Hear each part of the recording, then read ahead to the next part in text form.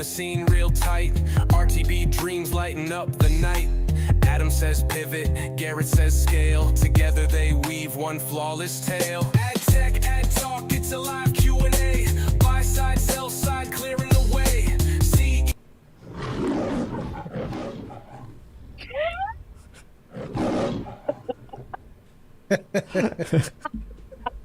All right. This show is produced by Let's Do Video, bringing you the best insights from buy side and sell side. Let me bring you our host, the Ad Talk Ad Tech Show. Yeah! Thank you, David Maldo of Let's Do Video. I'm Adam Heimlich. This is Ad Tech Ad Talk. In the sell side seat this week, my friend, sell side goddess, Jana Moran.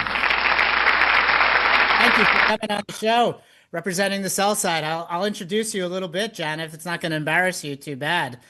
Jana started her career with 7 years at Google selling AdSense.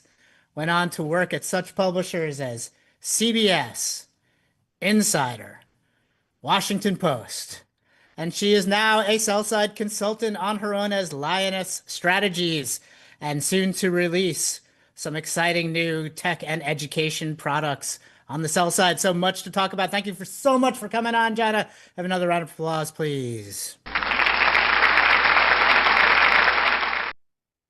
you feeling? Thanks, Adam. It's a pleasure to be here. Yes. How about tell people about when we met about 10 years ago? We met when you were at an agency and I was trying to sell you PMPs, and it started with teaching your buyers the understanding the publisher side ad tech stack. And we used to nerd out in lunch and learns, getting people to ask the questions that they were afraid to ask, even though you were in the room. That's right. That's how long my buy side, sell side connection goes back. Header bidding was starting to be heard about, reported about, but we couldn't figure out, we didn't know what it was or how it affected us. So as soon as I met someone who could explain it to me, I invited Jana in to teach my agency team, and we did a whole series of educational sessions. And yeah, still hang out to this day. And my sell side knowledge has grown since then. But it's a never ending challenge to keep up with what's going on. So that's true. Jana, you played a funny role in Ari Paparo's book. He has you, when I said header bidding, I remembered he has you at some resort with an industry event, cornering an engineer to learn about header bidding. Tell the story. Yeah. So I can't remember what year it was. It had to be probably 15 or 16. Magna or Rubicon at the time used to take us all away on these retreats, and it was an opportunity for us to ask questions and learn, and header bidding was just starting to be a thing. And while I am not incredibly technical, I can take your technical words and figure out what they mean to me very easily. I'm the same way. And so I spent about an hour in a very luxurious heated saltwater pool overlooking the Pacific, grilling a Rubicon project engineer about header bidding, because I had spent at least 6 or 7 months trying to convince my management at the time to do it. And they, obviously change is scary, so they didn't want to do it. So I needed to really understand how it worked so I could explain it to them and explain how it would be beneficial and provide incremental revenue. And so I did it. Came back from that trip and was like, all right, this is how it works. Let's do a test. Let's try it. And away we went. What was the problem you were trying to solve then that brought this urgency to getting it tested? Well, it goes, the way the ad server works is, it's basically a dumb pipe. It does everything you tell it to do in a particular order. So in order to get, if I had a higher spending advertiser in Rubicon, but it was competing, and it competes on price it didn't compete on price, it competed on priority. So, right. And so at that time, everybody was calling, can you move me up in your stack? Can you move my priority? Right. That was all the calls that you would get on the publisher side. And so header bidding removed that need. It made everything compete equally together to create a sort of unified auction. And I say sort of because then Google made all the changes and it eliminated the actual unified auction. And you show up again in the book at the meeting that starts the book, which the audio of which gets played at the trial. What are you saying on that recording? It sounds like you're trying to kill header bidding. What a quote to go into history. Jonna's voice saying that. At that meeting, in the framing in the book Yield, it's where the story starts, but I know it's not where the real story starts. That meeting was in 2019.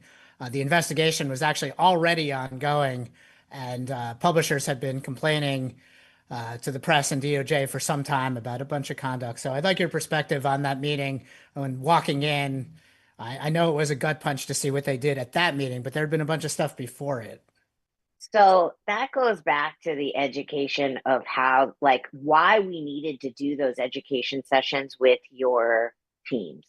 Because it was super simple when there were 16 priorities and everything moved down the priority list. That's super easy. Totem pole. But say again? Like a totem pole. Yeah, super easy.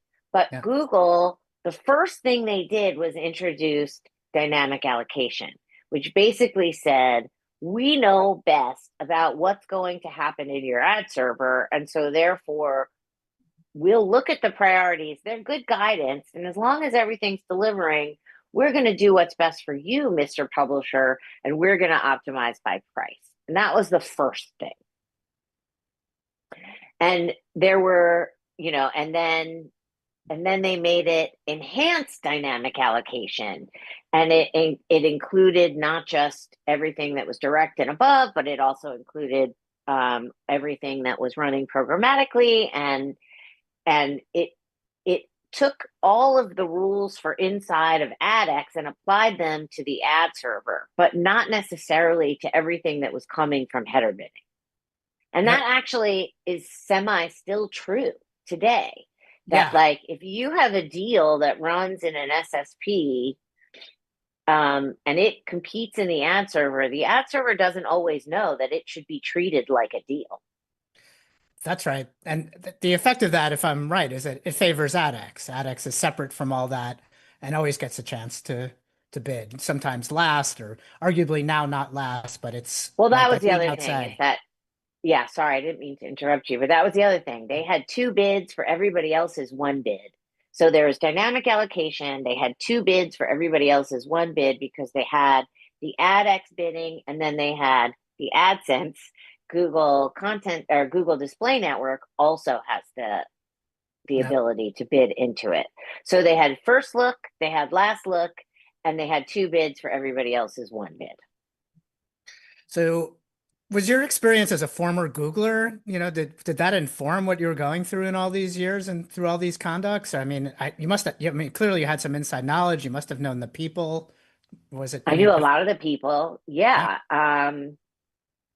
I knew a lot of the people. I was very vocal in my disillusionment. Yeah. But I'm still a shareholder. I worked there. I had an amazing experience. It was like one of the best working experiences I could ever have possibly imagined. The most fun I ever had in my life, working anyway.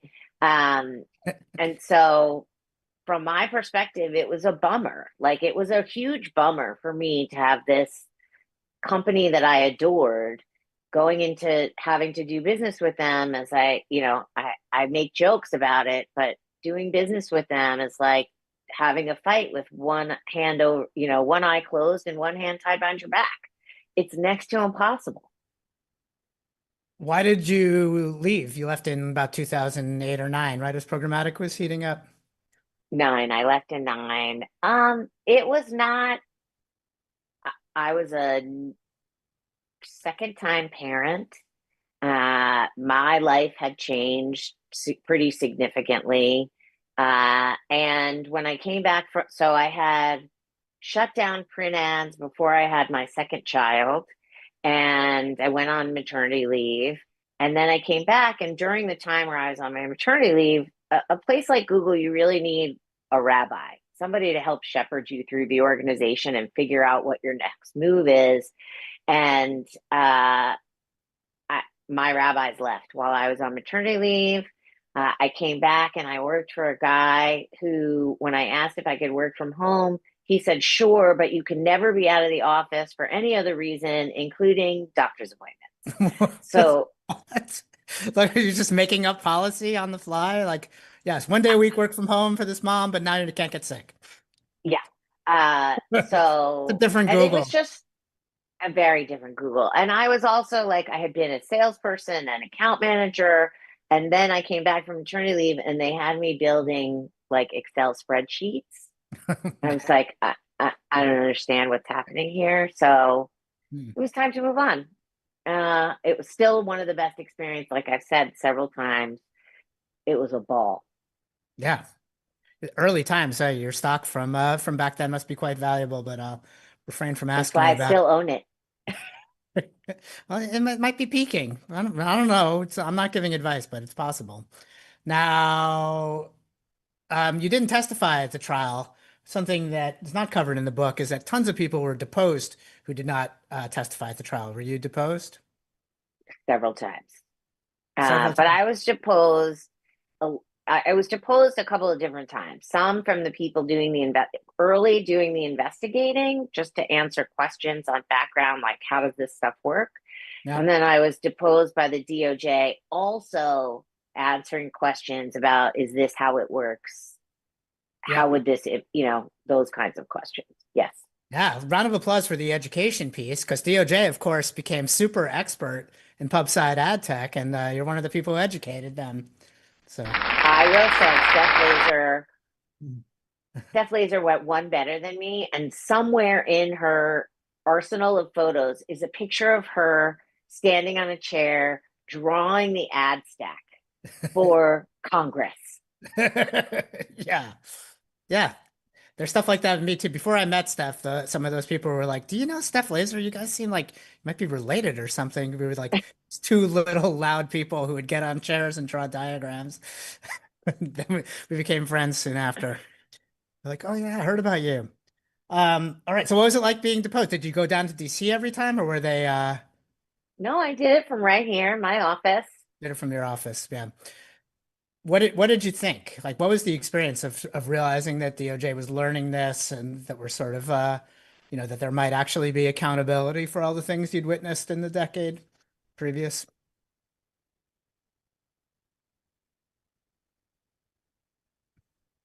I thought, well, it's about time. Like, we have to have a fair ecosystem. Yeah. It's not like this is just about making it fair and transparent Yeah. and trying to prevent us from continuing to make the same mistakes over and over again, which we have a very big habit as an industry, not sell side by side. As an industry, we seem to, try and do the same thing over and over again and expect a different result. Yeah, that's a good segue for Insider. You worked at Business Insider and Insider for a total of about 10 years. Uh, this is the company that, as far as I knew, was the leader in PMPs. Like, they had so many PMP offerings that were so good. It was so well organized and fun, even fun to buy, and they were effective. And then they abandoned their PMP strategy at some point and fall into financial trouble. We've talked about this a bit on LinkedIn, but I think can you generalize that to what's going on the pub side? Like, why is this knowledge getting lost? Or why do people think they don't need programmatic revenue? And It's more like there is still, even though we're 10 years into this game or however many years into this game, there is still this notion that programmatic is a sales channel conflict. hmm, with the sales team? Yes. Hmm. So one of the reasons that we were so successful at Business Insider was that everybody was empowered to close a deal. You were always going to get credit for it, but you didn't have to be the subject matter expert seller. Yep. And so it created an environment where everybody felt safe, that they could trust their programmatic sales counterpart to strengthen the relationship instead of hurt it. Most people in sales are basically like, this is my client, I own it, I own the relationship, and right, it's my responsibility for closing the deal. So why would I ever have somebody else help me or whatever? It's territorial, right? And like, what if they only spend programmatically? Then am I done? Am I not getting credit? Like, there's so much fear of the unknown. And the reality is programmatic most of the time is not necessarily guaranteed, particularly in display. So you can't really trust it. Like, am I going to hit my number if I just sell PMPs, right? And so you have to have a system, and you have to have a right to win, right? And like, what made us have the right to win at Business Insider was because we built a data platform specifically to serve this audience. Yep. It's obvious from the buy side, we're always trying to fragment the buy. We're always trying to do a bunch of different things and different tactics, right? And spread out the money. So if a publisher wants to capture the most share of that money, should offer a lot of different things. It's really obvious from my side. If you consolidate and only offer one thing, you're going to have a lower share of wallet. It's not so much the only one thing. Salespeople want to sell a product, a new shiny object, whatever it is. And that's good. But in digital, the value comes in the data that goes behind it. As you know, you're building a whole company on the data that goes behind it. The same thing works on the publisher side. And so getting the publisher to harness that data to use it in similar ways that you're using it at Chalice can be done.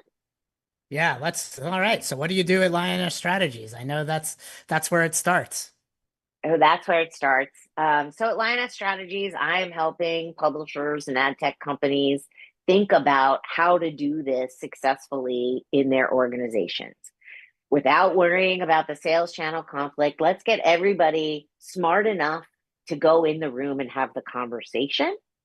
Yeah. And then understand who to bring in when it gets above their head, and to work on understanding the why behind something. I was working with a seller recently who'd been calling on a customer who was doing pretty advanced back-end attribution and measurement. And we had a 30-minute training session. And that was the first time in 3 years that anybody in any of the organizations that she had worked on this account at had explained to her what the client was trying to do on the other end. And that's missing. Right? Because you're a much better seller if you can help the person solve the thing that they're trying to do. So yeah, give me a hardcore example. When publishers get into the data, what's the example of something that they learn they didn't know before about demand and buyers? When publishers start to use data to sell, what they realize is the data is unique to them. And it's unique to the advertiser, and it makes the advertiser look smarter to their boss. Right? Like, let's all be real here. We are in this game to look good to our bosses. Yeah. The data that the publishers have is different than the data you're using on a DSP. And oftentimes the data that you're using on the DSP isn't even going to work on the publisher side. You mean so because IDs don't match or something? The IDs don't match. There is no cookies. There is no ID, whatever. Yeah. Right. And so for all of these reasons, all of that publisher data, whatever, we had this conversation before, can be harnessed to inform the buy, whether it's programmatic or direct, doesn't matter. In digital, we are looking for ROI and a KPI that's beyond the GRP. Yeah. So you're talking about speaking to the buyer? You say, hey, that you want this, you tell publishers, look, the thing the buyer is looking for isn't coming through the way they're buying now. Go talk and sell them the proper product. Yes. Yeah, okay. Just checking. Because Gareth would say, send the data through in some SID field or content object field that most No, no, people. no, no, no. Programmatic is not automatic. Yeah, It's not automatic. It is bought, sold, and managed. yeah. Full stop. If It, you do not have a human being in the game yeah. and you're not paying attention, you're done. Yeah, the enterprise market is certainly like that. People are speaking to each other and going to the same resort retreats all the time anyway. So there's a long tail of publishers where those conversations aren't going to happen. But yeah, They're not, but that's where curation can come in, and that's where company. I mean, there are yeah, so many options. About it's not just about the big publisher. The excuse me, those mid tail, long tail, they have the ability to understand their audiences, and there are tools that they can use. I mean, as an AdSense seller, like some of these people didn't know that there was the ability to make money. I mean, and that still exists in the long tail. So there is still an opportunity here to teach these people about understanding their audience in such a way that you can provide them with what they want. Advertising doesn't need to be an intrusive, bad thing for your website, your app, whatever. It should be complementary if you're doing it right. yeah. They're really just two different kinds of information. The information of the story and the information in the ad. They're doing pretty similar jobs, telling people something they didn't know that ideally they care about. Yeah. I mean, yes, I think that like the example I used to give, so my brother is a professor of linguistics. So Hmm. he doesn't really understand what we do. Mhm. And one time he called me up years and years ago, before where we are today in the world. And he was like, these ads following me around, you're the devil. My And I brothers was are like, also no, educators, and they also think I'm the devil. So it's oh, well, funny for me. yeah. And so, uh, and I was like, well, actually, think about it a little differently. What if you had the ability, because you do, to tell the internet what you want to see? And the example I always give, when we moved from New York City to our house in Westchester, I changed my address online on purpose because I knew how the ad tech ecosystem worked. And what it did was it wound up saving us thousands of dollars because I got into a new mover segment, and all of a sudden I was getting emails and ads on things that I needed and were useful in my everyday life during my Oh, yeah. exploration of the web all day. Yep. Banking services, car insurance, home security, furnishings, all those things. Get on a new mover list. You're going to get offers. Yeah, and it's not bad. It was a benefit to my family. And yes, a lot of it came from ads. The one I go to is, I think it's Drogo's quote is everybody says advertising doesn't work until they lose their cat.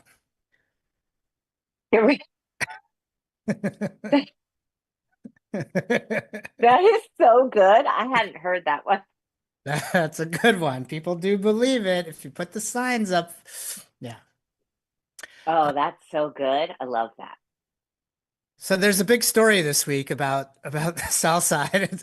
In a series of stories of anonymous sell side complaining that I've been complaining somewhat about. The 2 weeks before it was Trade Desk, and this week it's AI taking away search traffic. Adweek and The Information had big stories of, so there were some numbers, some publishers putting their name to it, but it's largely anonymous fear, uncertainty, and doubt that Bud. FUD, that without search traffic, the open web publishing will collapse. I've been asking people to take this with a grain of salt. What do you think? I think publishers need to focus on their audience and what they want and stop chasing the page view and just build an experience that somebody wants to engage with every day. Yeah. Like, why are we? It should always be about the user, the consumer, the user, right? It shouldn't be, yes, we have to make money. But the reality is, if we create a good experience for the user, they will keep coming back and they will keep giving us more information about what interests them. And by the way, we don't need to know who they are. Yeah. Yeah. Just the Like, numbers. The numbers will do it. The data. the data will do it. Yeah. And that way, like, they'll tell you what they're interested in. Go write more about that. Produce more videos about that. Like, the consumers are actively engaging with your content, telling you what they want. Yeah. And if Focus it's on if it's not that. happening on your site, look in the influencer world. I mean, publishing, I was a 90s person where zines and newspapers and, lots of, it got very easy to make a newspaper or a magazine, right? Okay. Before you go, you're going to have to talk about your LinkedIn post this morning because I didn't understand it at all. Which And as one? a fellow Wrote a Gen few this Xer, morning. I wrote a few this morning. Oh, oh, yeah. The boomer nostalgia one? what the hell was that? What were you trying to say? I'm annoyed by millennial nostalgia, right? That's what I was trying. Millennials are born in the late 80s. I see. Okay. Yeah. I got you. Yeah, like Marley, our head of content goes to this 80s themed pizza place in her town in Colorado where everything is 80s and like, it's weird. That's a weird thing to be nostalgic about. It's What about the millennials. 70s Yeah, well, I mean, I would go or the to that. early 80s? I would go to Disco. that, but I wouldn't think my childhood was special. If you're from a this is the point. If you're from a big generation, your feeling that your childhood is special is reflected back in the culture. So you start to think it's really true. It's not because of my childhood.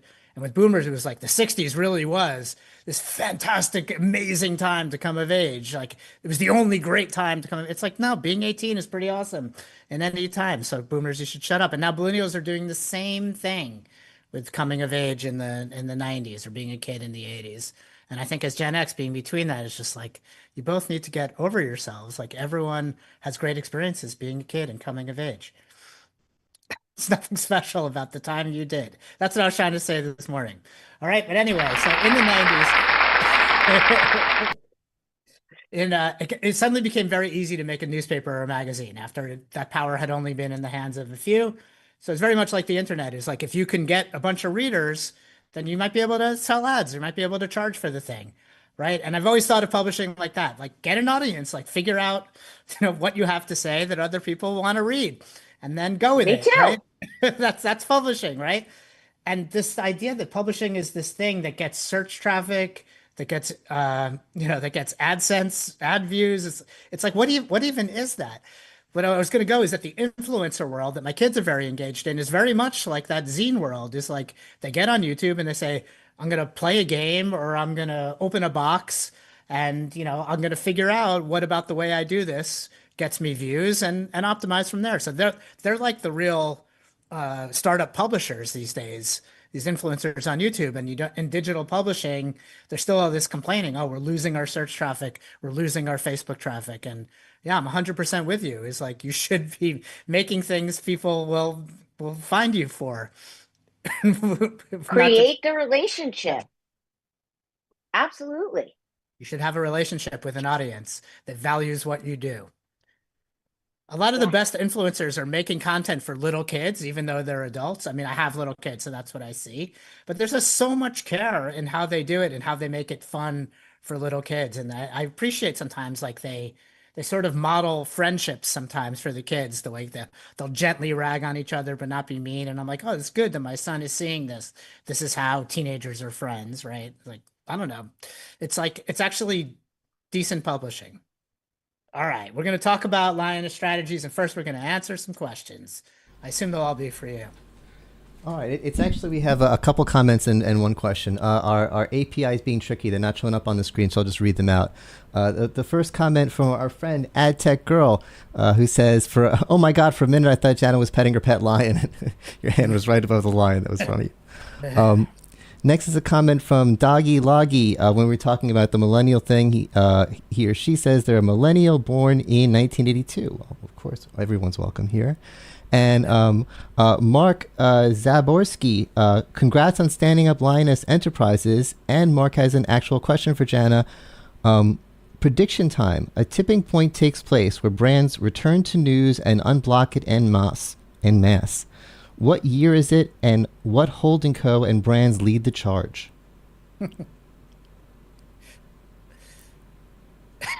I'm really well, because my answer is none ever. It's like No. I don't think that a brand is going to come back to news anytime soon. They're going to be news adjacent. And that's okay. News adjacent is okay, because news adjacent still pays for the content.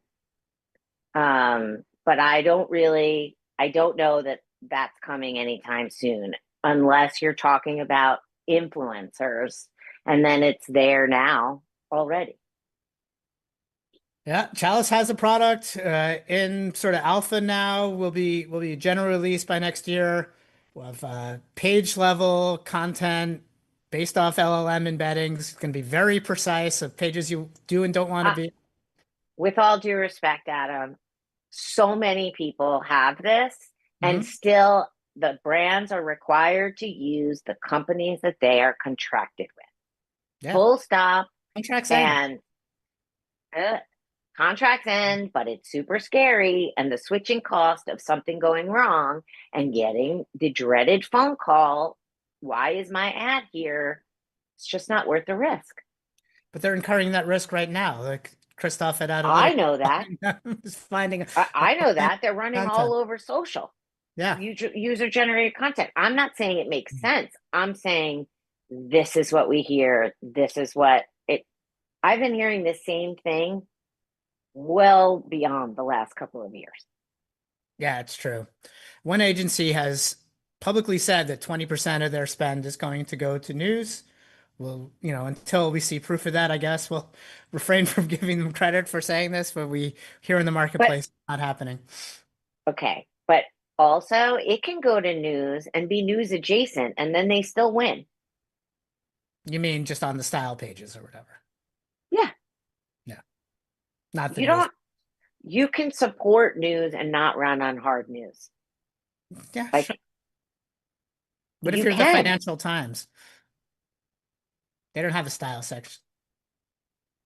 No, but I would say that that's financial news. Oh yeah. So, Financial news is a lot different than, political news and wars, and yeah. Business news should be fine. I think this will be solved. I don't know how.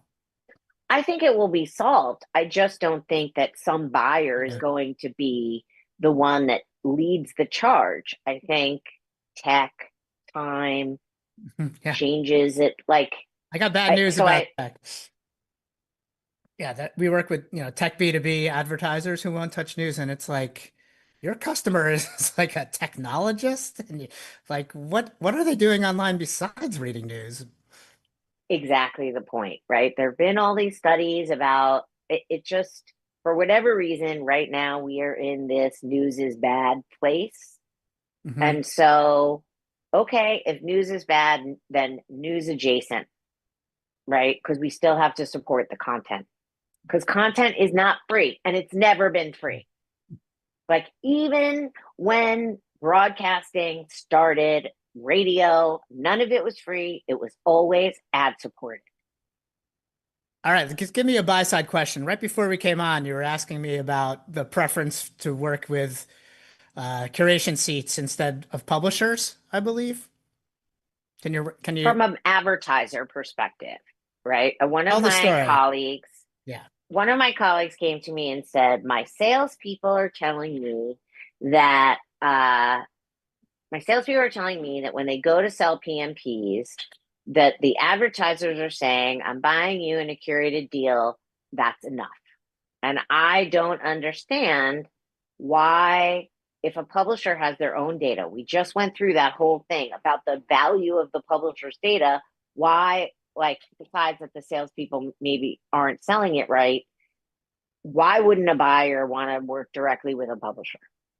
All right. And I'm going to tell you, you tell me if you knew this or not, but in, let's say Xander Curate, the one first to build Curation C technology, I work for Heimlich Agency. I go in there and curate and I create my deal. I could create special splits and upload URLs and pick audiences.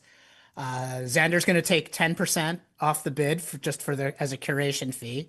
They'll take their regular SSP fee, right? And then it'll let me, the Heimlich agency, add a fee. And I can put in anything I want, 10%, $2 CPM, 40%, 60%. And as long as that deal spends, Xander will pay me. The advertiser doesn't necessarily know about it. The publisher doesn't know about it. That's just money that comes off the bid and into my pocket. You seem surprised. That's a great reaction shot. You should be an influencer video. Adam. That's what? You didn't know this? I don't, sorry, what? And of course, if the Heimlich agency also licensing the DSP, that has the same functionality and a different fee. So I could put a fee in there. In that case, As well. I could put it as the agency fee. And in that case, they don't pay me out. It just doesn't get spent. So I just take that money from the buyer. And so we're still wondering where the That's 90 cents on a dollar goes. the answer is like, yeah. That's it. well, Yeah. and So we know curation. it's fees, but like, I don't think that the publishers realize that an advertiser is making money on it. Right. And if an advertiser, yeah, like, because I always viewed it as not a terrible thing. But if it's going to eat away at my business because they all of a sudden can make margin on it, now maybe it's not as good as I think it is.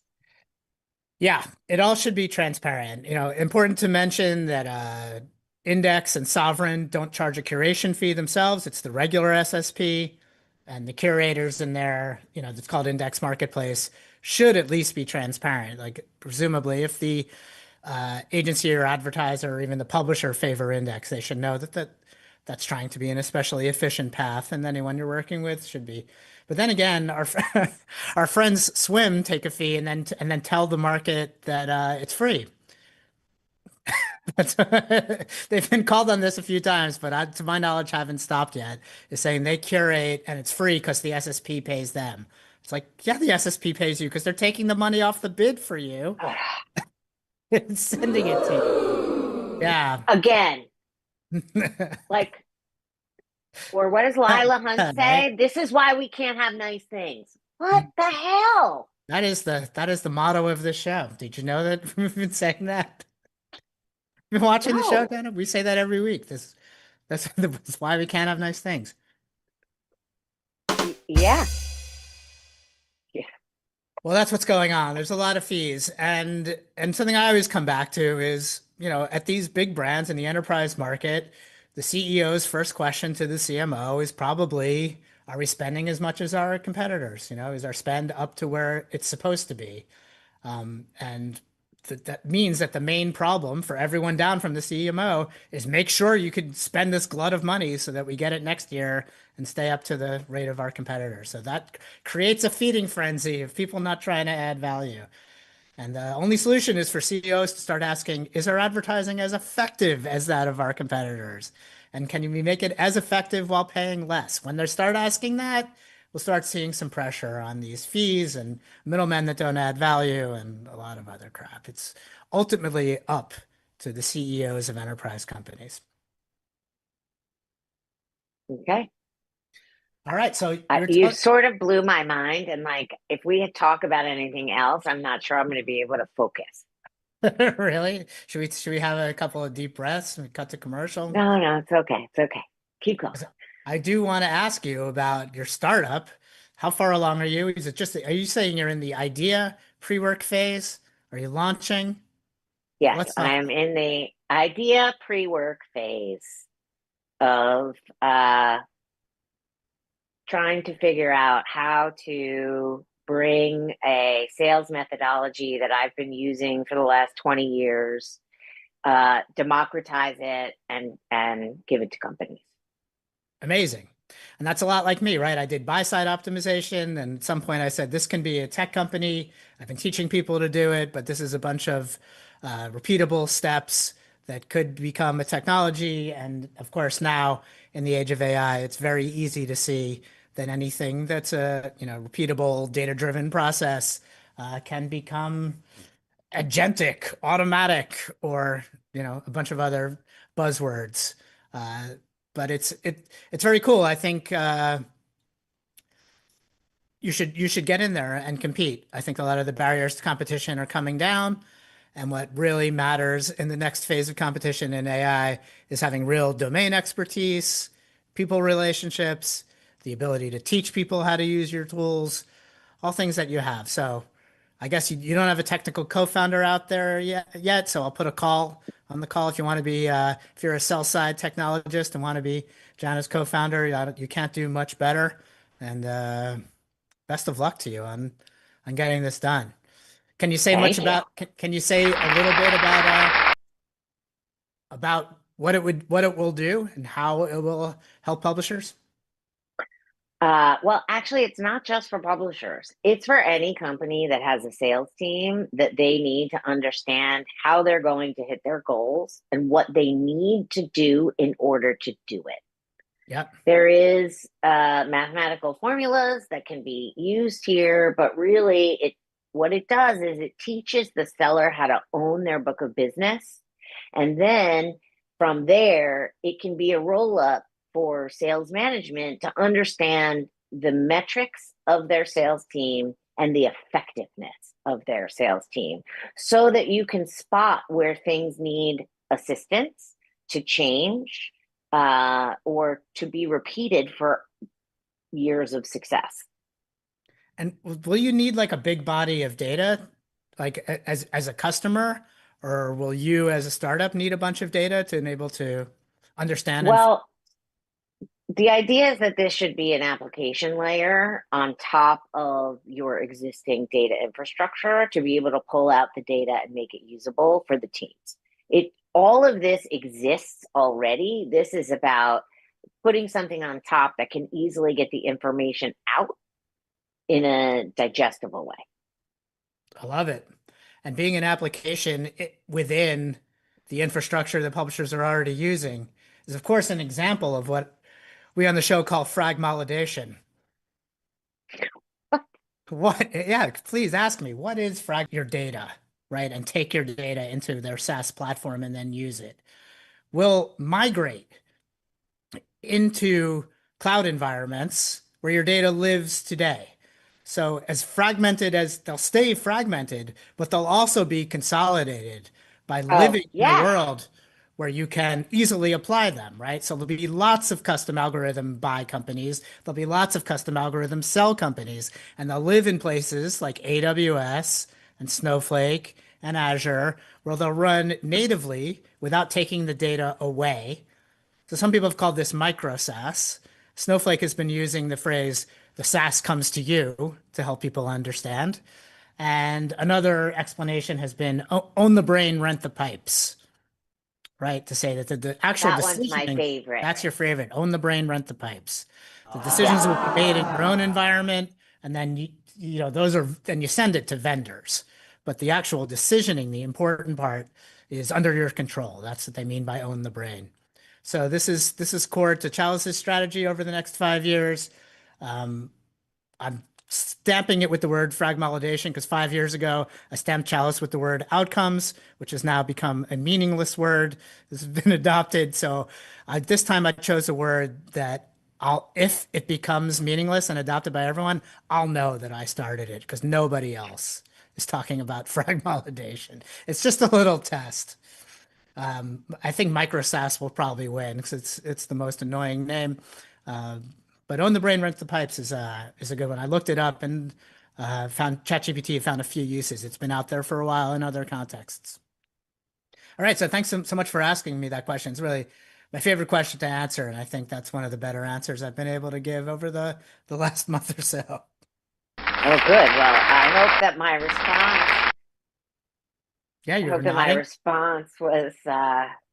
You got it. It landed. I felt like it landed. You helped me feel like it landed, but that could just be your sales skill. Let me ask you about hiring sellers.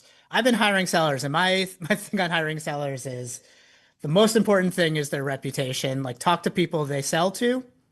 That's the most important thing and people they work with.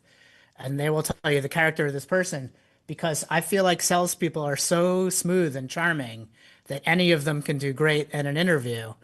And because of that, the interview is almost no useful content for me. Like I'm always going to have an enjoyable conversation and they'll sell me themselves effectively, but I never get much signal if they're actually going to be able to sell Chalice or not. Well, I say this thing, and I guess it would apply in this situation too, and that is vendors lying, clients are stupid, and that's when I'm the vendor and the client, right? Because if I'm selling myself and I want you to hire me, I'm going to tell you all the things that you want to hear. Yeah. Right. And as the buyer, you want to believe it. We inherently want to hire people. We want the good. Yeah. And so we look for it and we want to believe people. I hate being fooled too. And that is part of the reason that I have this idea to help take that away, because you'll know within a couple of months whether or not this salesperson is effective and be able to move on. Oh yeah, a couple of months, sure. But I find that like asking, if the person's in New York, right? You and me both have 20-year networks in New York. Anyone who's applying, you could find. Oh, you should always back channel. 100% back channel references. That's the best because that will tell you what it was like to work with this person. What was it like to be across the chair, not just at the pitch, but after the pitch when it actually got to the product. And that's when you see the character of a seller. 100%. And who's been building trust across their career, across jobs. Well, I think that is a really good point in that trust, you earn trust, right? You earn credibility.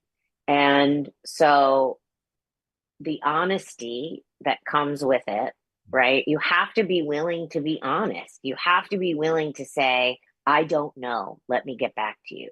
Yeah. Or I don't know, but we'll figure it out. And a lot of salespeople are very afraid to not know. And they think it's going to make them look stupid.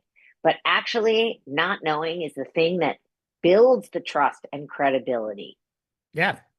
Or saying like, we don't have a product that meets your needs now, but I'm going to go to the product team and hopefully come back to you with one.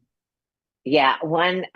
So years ago when I was selling AdSense, I had this customer and they were a really big customer. I think it was the Buffalo News at the time. I'm not really sure, but Buffalo, a giant in publishing. Well, they were a very big AdSense customer, and they left. They turned it off, and they went to go with another company at the time because that company was giving them a guarantee. And I had this rather contentious call with the client, and but ultimately it worked out, and we ended on good terms. And then my boss, when we hung up, my boss was like, "Oh, hey, Jana, how'd that go?" I was like, "Oh, it wasn't very good. And I lost them and I don't know what I'm going to do." And he was like, "Don't worry, he'll be back." And I said, "What do you mean?" And he said, "He's been your customer for a long time. He got a guarantee. He obviously couldn't refuse it, but he bought us an inferior product. And because he trusts you and because you ended that call in such a way that like, he knew you were always going to be here for him, he'll be back." Sure enough, 6 months later, there he was. And it didn't have to do like, yeah, the tech was really good, but it also had to do with our relationship, that he believed me and trusted me, and I had built the credibility that I could help him. That's a beautiful story. That was at Google. How ironic. They later Google, that same company later on got so many salespeople to stab their clients in the back, to lie to them and do underhanded things. I always wonder, like, did those sellers just assume they were gonna work at Google until their last day, that they could afford to burn trust and credibility? I don't know that they thought that they were burning the trust and credibility. You don't know? All right. No, they thought they don't. On the buy side, they definitely knew. We would say, don't go to the client with this. We're working out the sale. And they would, straight out go to the client with a different deal, cut us out, screw us, and then apologize. Oh, yeah. No, I think that they tried anyway to drink the Kool-Aid. Like, there's a reason that I say it's Kool-Aid. Yeah. Yeah. Yeah. So of course, what I heard, I won't name the source, was like you could get a high five in the cafeteria from a big executive for something like that, right? So it's like that's what they were really after.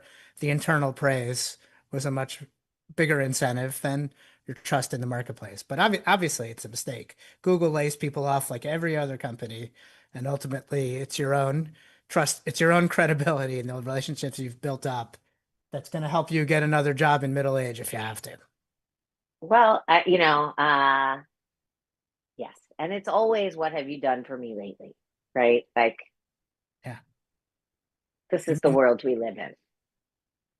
Yeah, but I don't know. When I'm hiring people, like I say, if they've built up relationships with trust, then we have a leg up, right? The first time, if I hire John as a salesperson, and the first time you walk in representing Chalice, they're already predisposed to like us because they like you.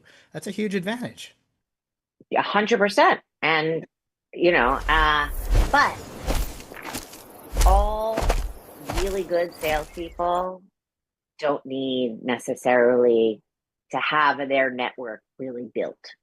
Like, they can build it, I shouldn't need a network if I'm a really good salesperson. If I'm a really good salesperson, I can get anybody. I mean, think about your guy.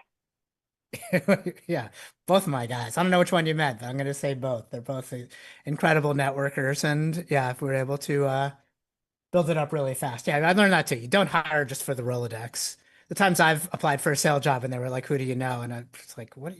You don't know how to do this. Well, yeah. I'm sure that goes over really well in interviews. Say that. I don't say, I mean, people say I say it with my eyebrows, and I didn't know what they meant until I had a son with my genes. Now I know. He has a look. Oh, he has a look that says I'm being stupid. And I was like, oh,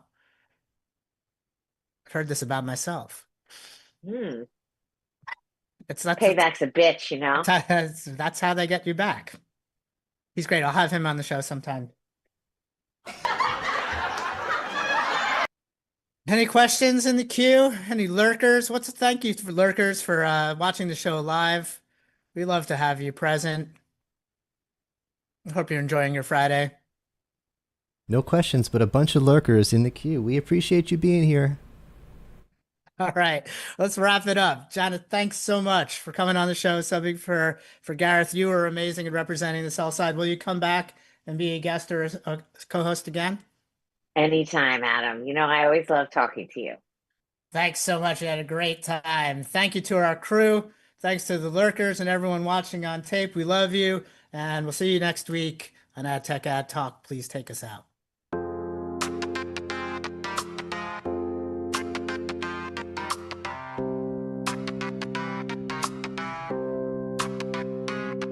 Yo, the crowd is back, the lights are dim, front rows buzzing, it's about to begin. Ad Tech, Ad Talk, they're taking the stage. Adam and Gareth on a knowledge ramp.